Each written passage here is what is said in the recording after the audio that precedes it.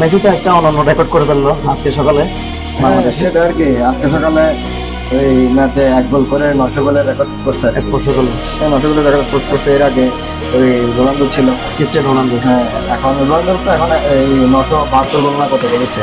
হ্যাঁ, তারপর Cristiano Ronaldo থেকে মনে হয় ম্যাচের দিক থেকে কম খেলে মনে হয় মেসি এগিয়ে আছে। হ্যাঁ, দ্রুততম 900 গোলের রেকর্ড করছে আর কি। আচ্ছা, একজন অ্যাটাকিং মিডফিল্ডার হিসেবে 900 গোল করাকে তুই কিভাবে দেখছিস? মেসিকে নিয়ে আসলে বর্ণনা করার মতো বা অনেক করার মতো কোনো ভাষা আমার নাই। মেসি কি মেসির নিজেই মেসি তো কিংবদন্তি, তুই হ্যাঁ, তো বলাই যায়। হ্যাঁ, মেসিকে নিয়ে কিছু বলার নাই। তবে একজন অ্যাটাকিং মিড হিসেবে, একজন উইঙ্গার হিসেবে, একজন অফলাইন হিসেবে ও 900 গোল করতে পারছে, এটাই আসলে বিস্ময়কর।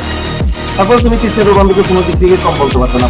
না, সেটা তর্কের বিষয় গেলে এটা অনেক অনেক কিছু, কিন্তু তর্ক না করতে গেলে এজ এ ফুটবল প্রেমী হিসেবে, ফুটবল প্রেমী হিসেবে রোনালদো সারা মেসি একটা তাহলে আমরা নব্বই দশকে আমরা যে ফুটবল লাভার গুলো আছি, তাহলে আমরা এই ম্যারাডোনা পেলেকে না দেখলো ক্রিস্টিয়ানো রোনালদো আর মেসি দুজনকে একসাথে দেখতে, এটা আমাদের অনেক বড় সৌভাগ্য তাদের ম্যাচগুলো দেখে। আমরা হয়তোবা অনেক বয়স হয়ে যাবে, তখন আমরা আমাদের নাতিপুতিকে বলতে পারবো আমরা মেসি রোনালদোর খেলা খেলে দেখছি।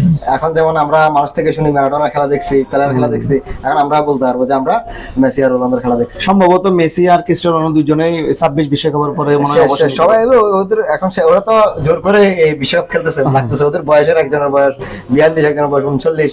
এই বয়সে এই খেলার ধরে রেখে তারপরে স্কোরই বলো, তারপর মাঠে ওরা মাঠে থাকলেই রেকর্ড, ওরা প্রতিদিন একটা না একটা রেকর্ড করতেছে। তারপর ক্রিস্টিয়ানো রোনালদো মনে হয় 1000 রেকর্ড করার জন্য, 1000 গোলের রেকর্ড করার জন্য বসে পড়ে লেগে গেছে। তারপর তার জন্য শুভকামনা, মেসির জন্য শুভকামনা। আমরা তাদের ফুটবল যে আরো উপভোগ সৌন্দর্য করতে পারি, আরো আরো উপভোগ করতে পারি। আগে শুধু উপভোগ করবো ওদের খেলাগুলো। ধন্যবাদ।